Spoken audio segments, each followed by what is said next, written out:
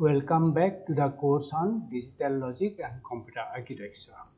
Today we are going to start about the input-output subsystem. Okay. Now you just see what we have discussed till now.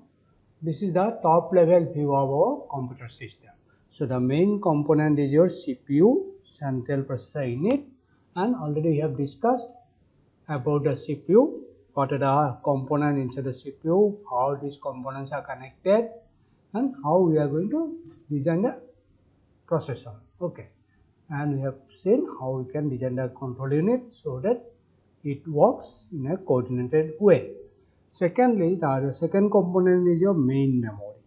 Okay, it is a semiconductor memory and it is volatile in nature. Okay, now already have seen what is the working principle. This is the von Neumann stored program principle. Okay, so we are going to store our program in our memory, then we are going to keep our data in our memory, then processor is going to fetch the information from main memory. It will process the data according to the instruction and it may finally store the result back to the main memory. So this is basically the working principle of our computer. So you can think this item that processor and your main memory as a closed system and they work in this particular fashion, and their component processor and main memory they are connected through this particular system bus. Okay, system bus is nothing but the communicating channel, okay, or data transfer channel. So this system bus having three component: address bus, data bus and control bus. I think by now you know all those things. Now we are saying that it works on von Neumann stored program principle. So if we are having the information in main memory, then processor can interact with this particular information in main memory, and it can do its work according to the instruction.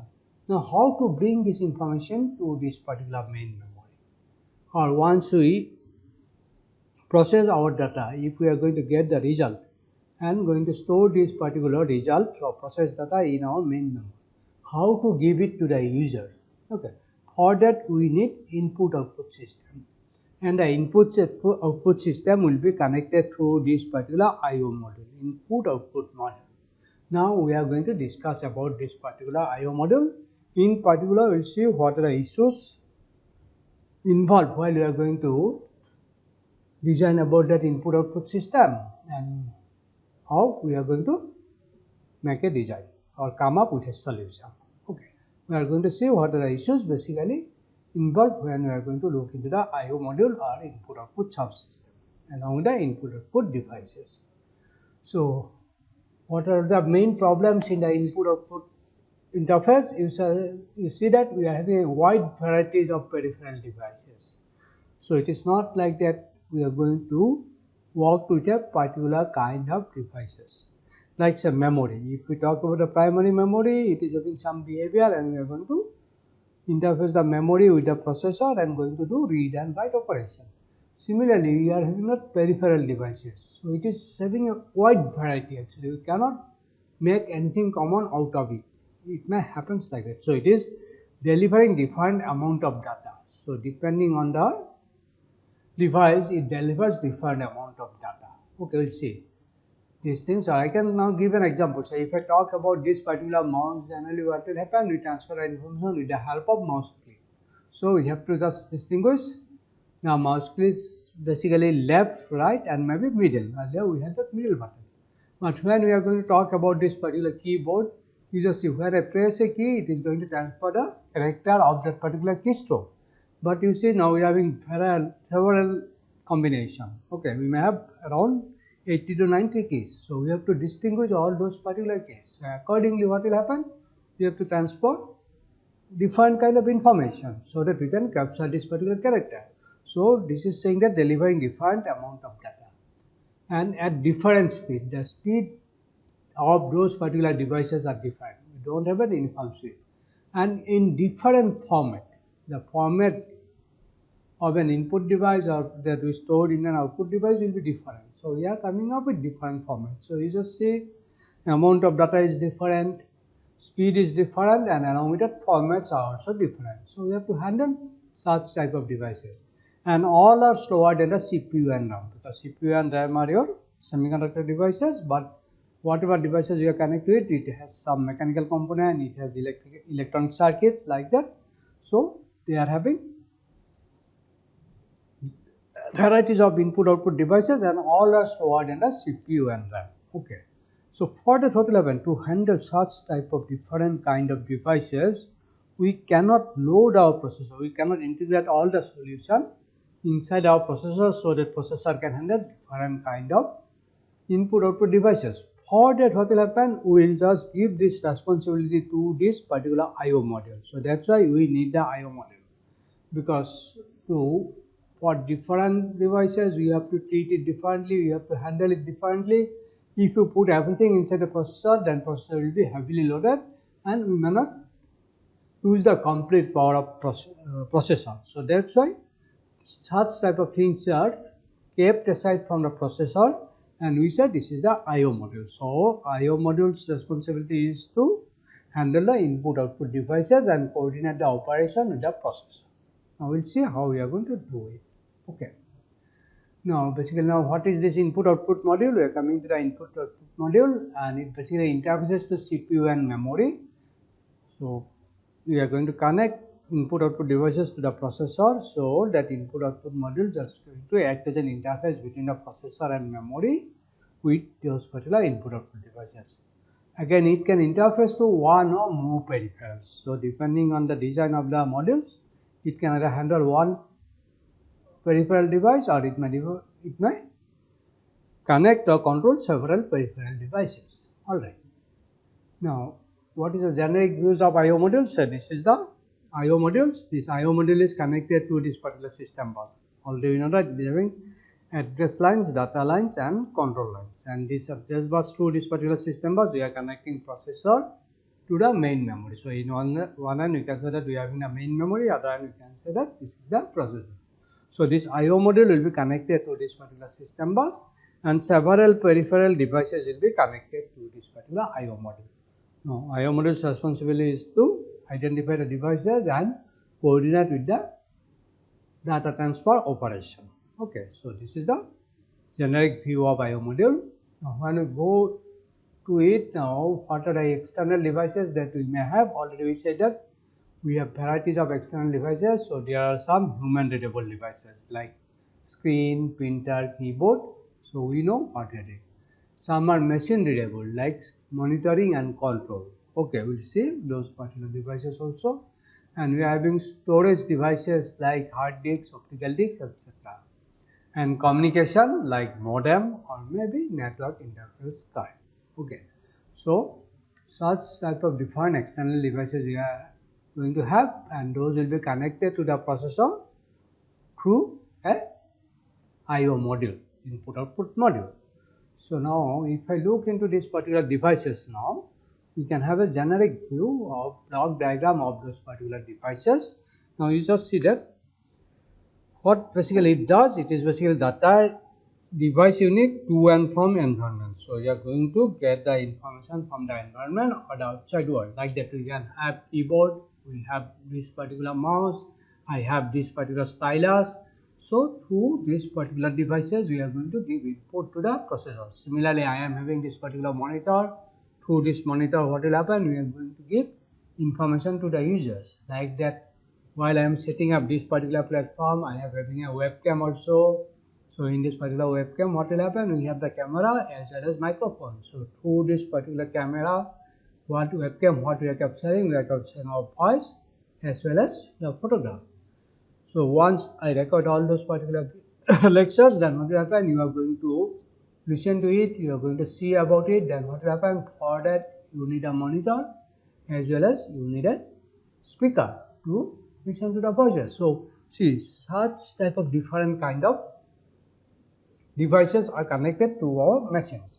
Now for that what will happen, we are having one particular interface through which we are going to have data, means going to take input or going to give output to this. So what will happen in this particular device controller, now we are having a system where we have the transducer. So with the help of this transducer, basically what will happen, it will convert the information to the appropriate format. Now say for example, currently I am speaking it, that means it is a sound signal. Now it is captured by the microphone, then microphone is converting into the electrical signal. So this is the work of the transcription. Then whatever information is converted to the electronic signal or electrical signal, it will store in buffer. That means we are having some buffer space or we are having some storage in this particular device controller. Okay. Now similarly, when you are going to listen about this particular video, then what will happen? First it will come to this particular buffer, then from buffer you are going to use this transducer to convert this particular electrical signal to the sound signal, and it will be given, basically it will transfer this particular electrical signal to the speaker, and speaker will convert it to the sound system. So this is basically handling this particular signaling point. Then we are having a control logics. Now depending the situation, we have to take appropriate action, what situation or what operation we are going to do. So this is basically what will happen. This data bits to and from IO module. So now this device, external device, will be connected to the IO module. So we are having a link to transfer the information from this particular device to IO module or from IO module to the device. And this control logic, we are having that control signals from IO module and status signals to the IO module. So to control this particular device, some of the control signals will come from the IO module. Depending on this particular control signal, what will happen? This control logic is going to perform the operation, and along with it, it will give some status signals to the IO module. Like that, say if I want to print something, then what will happen? First it will go to the printer, it will check the status of the printer, and if the printer is not switched on, then this particular control logic will send a message, basically going to indicate to the IO module that printer is not ready. Okay, so by depending on that, now control unit is, or you can say that IO module is going to take appropriate action. So you just see these are some control signals that we are having. We are having those particular data signals, and this is the external. So this side is connected to the IO modules, and other side is connected to the device. So this is the external device block diagrams, and most of the devices are going to have such type of mechanism to capture the information. Now once we have this particular device control or devices, then that will be connected to the processor through this particular IO module. So you just see that in case of IO diagram, IO module diagram. So this is the generic view of the IO diagram. So what will happen? In one side we are going to connect IO devices, and other side we are having the processor. So this is basically it is connected to the processor through the system bus, and this side we are going to connect to the devices. Now you just see we are having different external device interface logic. So depending on the capabilities of the modules, we may connect several input-output devices. So basically we just see data, we can transfer the data. For input it is going to have from devices to the IO module. For output devices, from IO module it will go to the output devices. Then we are having those particular status signals to check the status of the devices, and control unit or interface logic is going to give some control signal to control the devices. So like that we are going to have to connect different input output devices to the IO module. And other side what we will have is a shift through control bus. We are going to connect those particular control lines. We are having this particular address lines to give the appropriate address of the devices. So you just see we are going to connect several devices. So we have to identify the particular devices, and for that we have to again use the address. So like that I am connecting keyboard, mouse, stylus, camera, monitor to this particular computer. That means it is connected to a processor. Now when I am going to identify a particular devices, I have to give the appropriate address. We are going to have an addressing scheme. So through this particular address line, we are going to provide the device address. Then through control lines, we are going to give the information on what we are going to do. And these data lines, basically it is going to use to transfer the data. We are having a data register in this particular IO module, and along with that we are going to check the status and control signals of this particular status and control register. So those things again will be transferred through this particular data line. So these devices will be connected to the processor like that. and this is the I/O logic which is going to perform the operation in a synchronized manner, and it is going to sync or synchronize the operation of I/O module with processor as well as the input output devices connected to this particular I/O module. So what will happen, this I/O logic, again you can think that it is some sort of your control unit of the processor. That means we are having a secondary control unit which is outside the processor, because we are transferring the operation from processor to the I/O module. Okay, so this is the way we can visualize it, or we can look into the operation of I/O modules. Okay, now what are the I/O module function? You just see it says that control and timing. Already we have seen example how we are going to synchronize the speed of processor and main memory, because main memory is slower than the processor. Like that, already we have mentioned that all the processor are having different, all the devices are having different speed, it works on different speed, and mostly this speed is slower than the processor. So that's why we should have a proper timing control operation so that we can synchronize the operation between processor and input output devices. So it is going to perform about the CPU communication. That means we have something in my I/O module, it will be transferred to the processor, or from processor we are going to transfer it to the I/O module so that it can give to the output devices. So one way it is communication, CPU communication. Second one is your device communication. So processor is going to, I/O module is going to perform the data transfer between device and the I/O module. It has this data buffering because the speed is different for I/O module, I/O devices and the processors. Now say if I am going to print something to the printer, so printer is a slower device than the processor. So when I said that I want to print it, then processor is going to give the data to the I/O module, and I/O module is going to transfer it to the printer. So in this particular case, what will happen, since processor and I/O module can work in a faster way, it is slightly in higher speed because these are electronic circuits. So processor is going to give sufficient amount of data. Now I/O module is going to buffer it in this particular I/O module. So we are having this particular buffering. Then since printer is a slower device, so depending on the speed of the printer, I/O module is going to transfer the information from this buffer to the output devices. In this particular case, it is printer. Secondly, it may have some provision for error detection also, maybe correction also. So what will happen during transfer of the information? It may happen that some error may occur. So generally I/O modules have this functionality to detect for those particular error, but minimum errors. Okay, it cannot detect all kinds of errors. Okay, so this is the way. Now we can say, now what are the I/O steps? Now you just see, now we say what are the tasks that we are going to do, what are the functions, now what are the steps that we are going to do. Now CPU checks the I/O module device status. Okay, first CPU cannot send the information, first it will check the device status. Now if I/O modules returns the status to the processor, say processor wants to check the device status, and depending on the status of the I/O module, it returns the status. So if the status is ready, then CPU requests for data transfer. Now once I/O module is ready, then what will happen? It can CPU request for data transfer. Then I/O module gets the data from the device. So if case of input device, so if here I am considering about the input device. Then I/O module transfer data to the CPU. So first it going to get it from the input device, it will buffer it in the I/O module, then I/O module transfer the data to the CPU.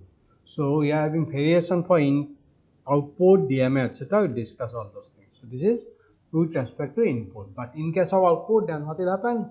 When it got start ready, say when I/O module returns the status signal as ready, then what will happen?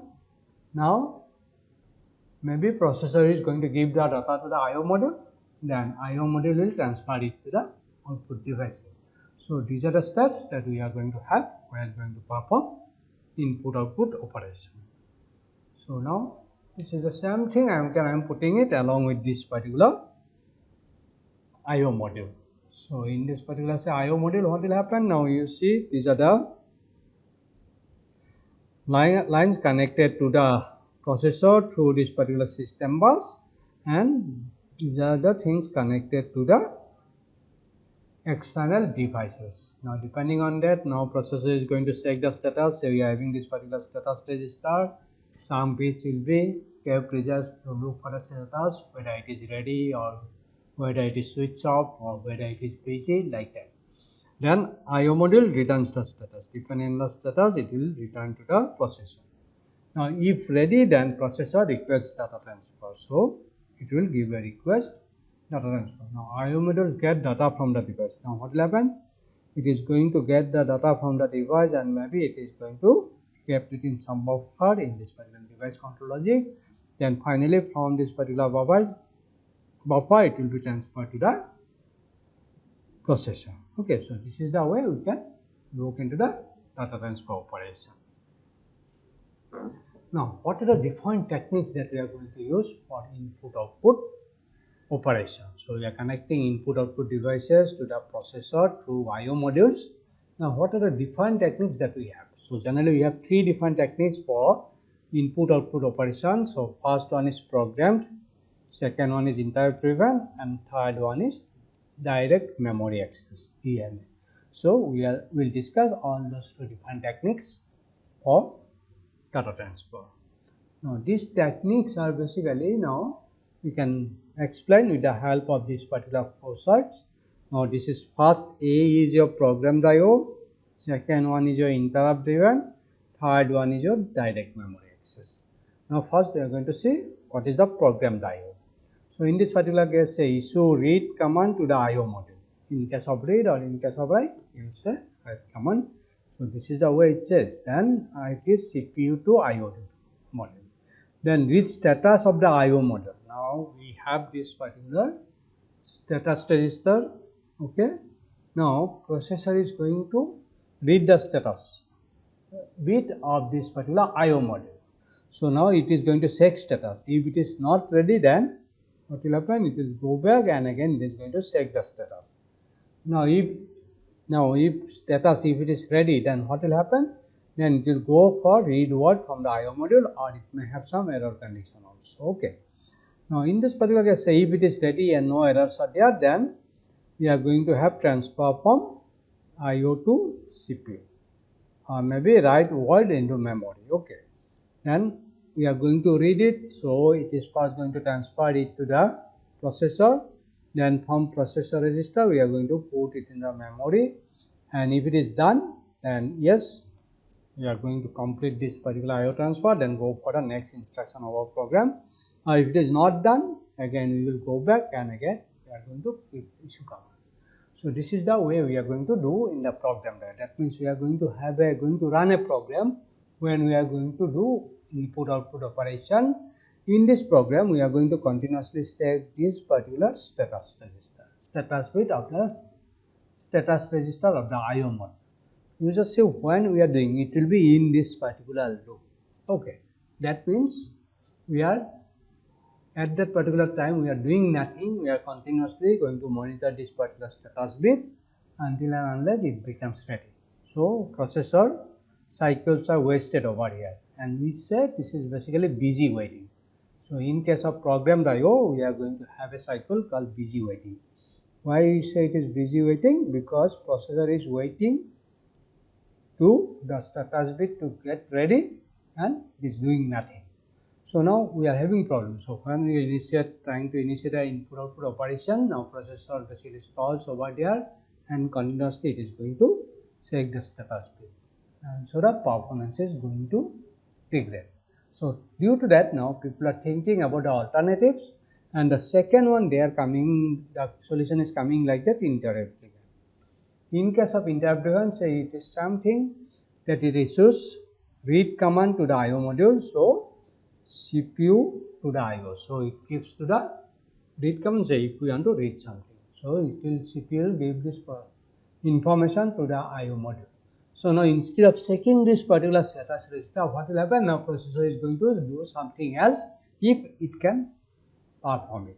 Because now what will happen? It is looking for some data from the input-output devices, but without that data also, if we can perform some tasks, then processor can do it. Okay, so else do something. Now, when this particular device is ready or that I/O module is ready, then I/O module is going to interrupt the processor. Okay, why you say this is interrupt mechanism? Because you see it is a common practice or in our day-to-day life. Now, you just see that you are reading a novel. Okay, so in this particular case, you are engrossed in this particular novel and reading it page by page, but suddenly your mobile rings. Then what will happen? You generally keep note of the page number and going to attend the call in your mobile phone.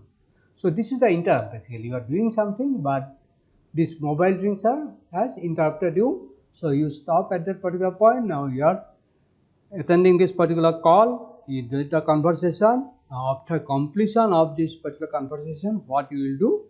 You will come back to this particular page where you have stopped, and from that particular point again you are going to start the reading of the novel.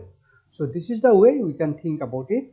Now it will initiate the processor will initiate the input output operation, then it will do something else.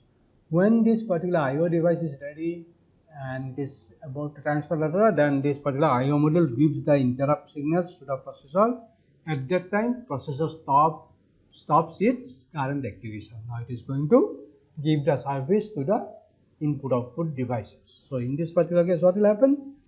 Now we are going to check the register, status register. If it is ready, then you do the read or write operation, then from I/O to CPU, then write word into the memory. So we are going to get and going to run. So in a simple example, I can say that when we are going to say all of you are accustomed to the C programming.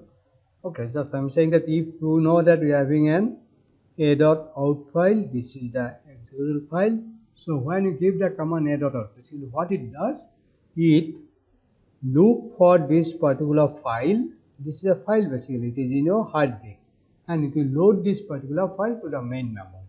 So this is the way you can say. Now how it is transferring, you just see from file or from hard disk, it will come to the CPU. That means it will go to some CPU register. From CPU register, then we are storing it to the main memory. That means we are loading the entire program. Once it loads, then what will happen? Now we can execute it. So this I am just giving is this particular idea. Now in this particular case, now when it reads some information, then it say whether it is done or not. If it is not completed, then again it will go back and going to read the subsequent portion. If it is done, then it will come out from this thing and it is going to execute the next instruction. Because when I going to give the service to this particular interrupted devices, then what will happen? My processor is going to stop the execution of the current program. That means it will execute the current instruction and it will stop over there. Now after completion of this particular I/O operation, then what will happen? Processor needs to start the execution from that particular point. So it is going to start from this particular point. Now you just see what we are doing over here. We are just eliminating this particular busy waiting cycle of this particular program. That means slightly we are getting an improvement. So instead of processor is waiting over there, it can do something else. Okay. So this is the improvement we have done in case of interrupt driven with reference to the program type. Now you just see here I have explained something like that, what is going to happen while we are going to perform the data transfer. So basically from input device it will come to the CPU register. From CPU register we are going to transfer it to the memory. So in case of input. In case of output, say I want to write something from our main memory to a file in the hard disk. Then what will happen? Information by information or byte by byte, it will go from memory to the processor. That means it is coming to the processor, means we are going to use a processor register, and from this processor register it will go to the output devices. Now you just see that during the transfer or input output operation, my processor is involved. Processor is busy because data is transferring through processor. Now again people are thinking whether can you do some improvement over here so that load of the processor can be removed and processor will be likely loaded while we are doing the input output operation.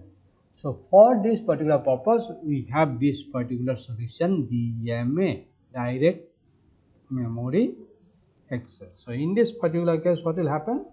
while we are going to perform the data transfer, then what will happen? This data transfer operation will be given to a controller called DMA controller, direct memory access controller. So you can say this is another controller, another device, or you can say another processor which are having limited capabilities. What is the capability it is having? It can only transfer information from input device to the memory.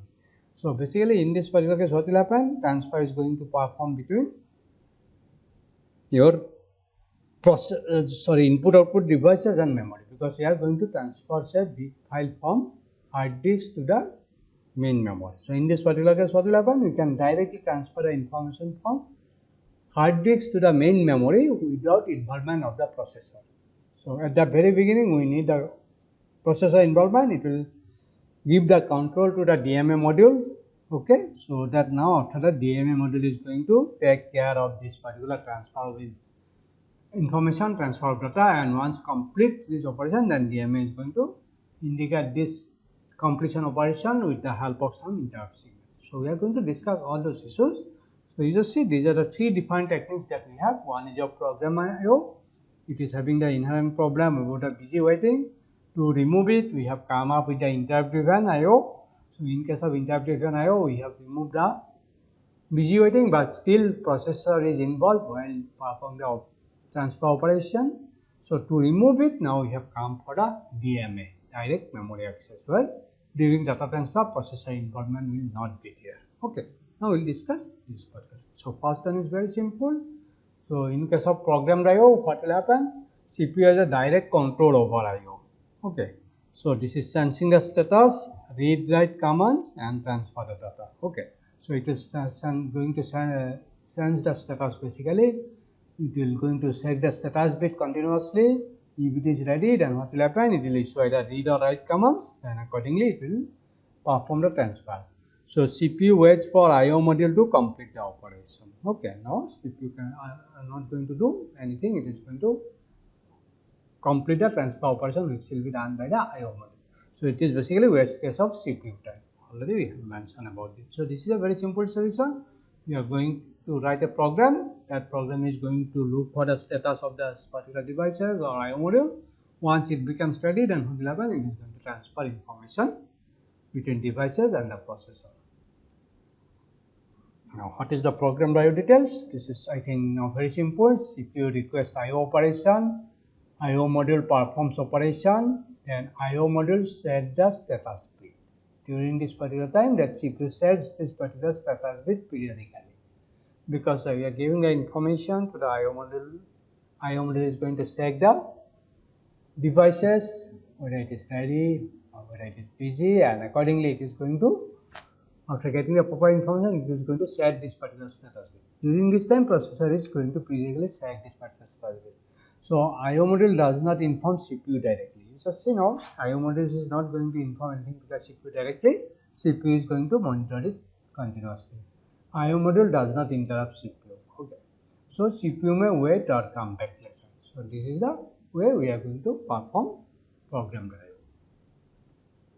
Now what are the I/O commands? So according to your design, you have to design some I/O commands also. So one is your identifiers module. So already I have said that several devices will be connected to the processor through I/O modules. Then we should have a proper addressing mechanism so that we can identify the appropriate module or appropriate devices. Again, to a processor we may connect several modules also to connect several devices. So we need to have an addressing scheme, and with the help of this scheme we can identify a module or I can identify the device.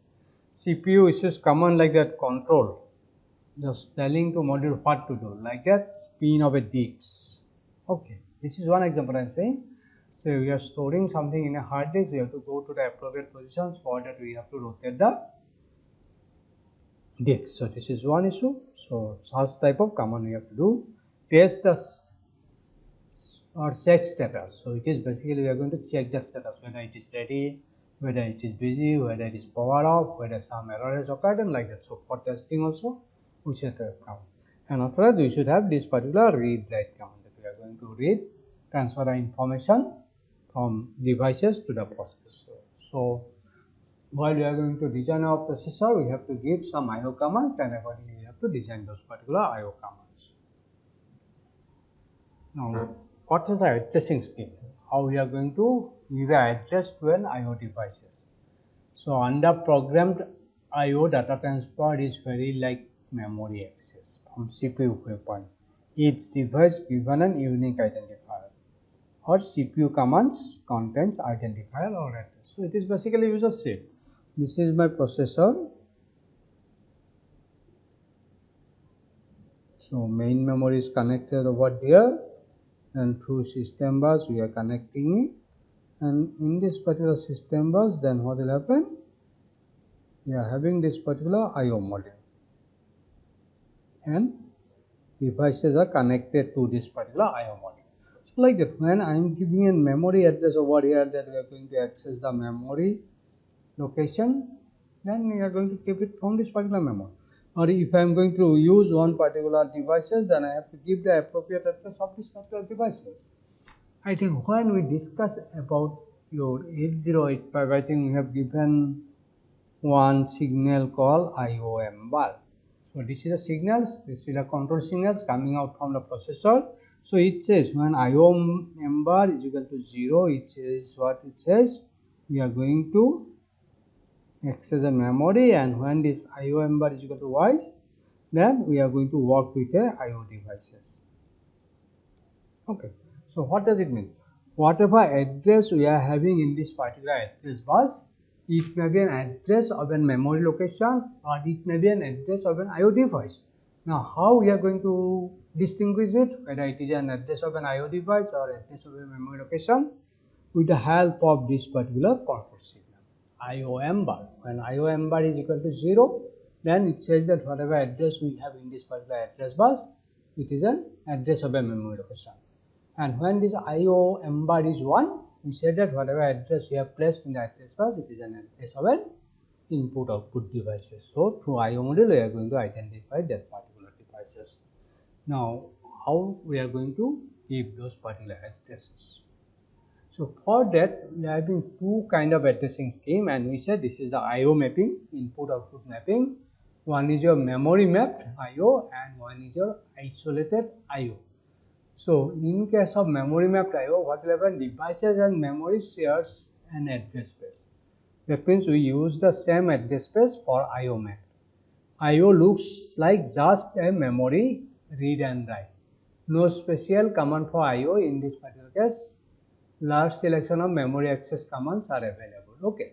So in this particular case, what will happen? Same address space we are using. I'll just come back to this point and I'll explain it. So some of the addresses of the memory address will be dictated or reserved for the IO devices. So same input output operation or read write operation can be used to access the IO devices. But in case of isolated IO, what will happen in this particular case? Devices and memory, they just use separate address space. Okay, I'll come to this particular point. That means address space is separate.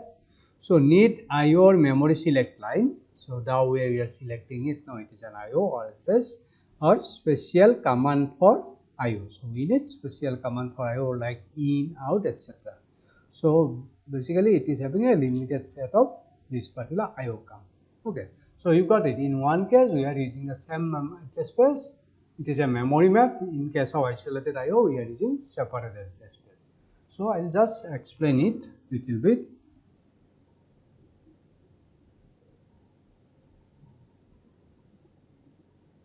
Memory mapped IO. Now what will happen? So this is processor, CPU, and so we are connecting to the memory. Okay. Now you can say through address bus we are connecting. Now what will happen? It can connect to a particular size of memory depending on the size of the address. Now out of this memory space, it says that these are a memory space, address space used for memory, and the remaining address space is used to indicate IO devices. You just see, we are using the same memory space, same space, addressing space to indicate memory and to indicate IO devices. Now say, as for example, if I say that I am having say 10-bit address line. Okay, 10-bit address line. So in this particular case, what is the address space? I am having 1K, which is equal to 1024. So out of this 1024, now what is this 1024? What is the address will go from 0000 to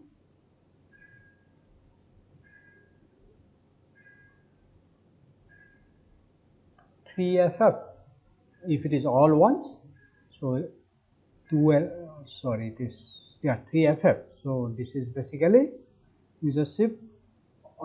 These are the FF, and it is basically last 2 bit, 8, 9, 10 bit. It can have 1. No, so it will go up to this particular 3FF. Now in this particular case, I say that what will happen? I can use the address from 000 to 2FF. So these are the address used for my memory, and the remaining address 300 to 3FF. So this is the address I have kept reserved is, and we are going to use this particular address for IO devices. Okay, now just see, we are having an address space of 1K. Okay, 1024 addressing space. Out of that, we are reserving some of the address space to indicate the memory, and remaining address space we are keeping reserved for the IO devices. By looking into it, I say that since it is going from 00 to FF, I can say that I can connect 256 devices to this particular addressing scheme, and remaining address will be used to indicate the memory. Okay, so you just see we are having 1K address space, so that address space will be divided for memory and as well as IO devices. But when we are coming to the isolated IO, then in case of isolated IO, what we did? We are using separate address space. Now you see that same example, say I am having 1K address space, which is equal to 1024. Now that 1024, this address is used to address 1024 memory location,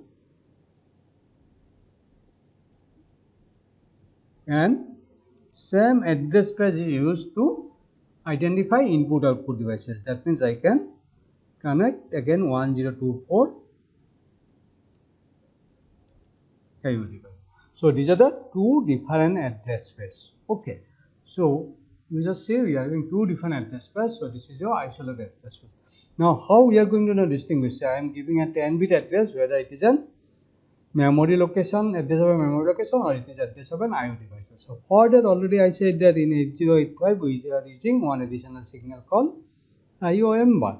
So with the help of these particular signals, now we can distinguish whether the address placed in the address bus is a address of a memory location or it is an address of an IO devices. So you just see in case of isolated IO, now my address space is doubling now.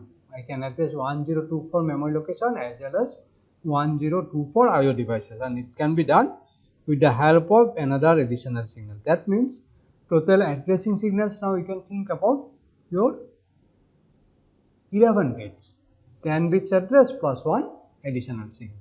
So this is basically isolated IO. But in case of memory mapped IO, what will happen? We are addressing using the same address space, but some part is reserved for your memory and some of the addresses are reserved for IO devices. So when the address falls in this particular range, then automatically we know that this is the address of an IO device, and accordingly we are going to work with this particular IO device. Okay, so this is the way that we are going to identify input output device, or this is the addressing scheme. Now depending on the mapping, we have to appropriately use it. It is a memory map or it is an isolated IO. Okay. So with this, I'll stop here today. Thank you very much.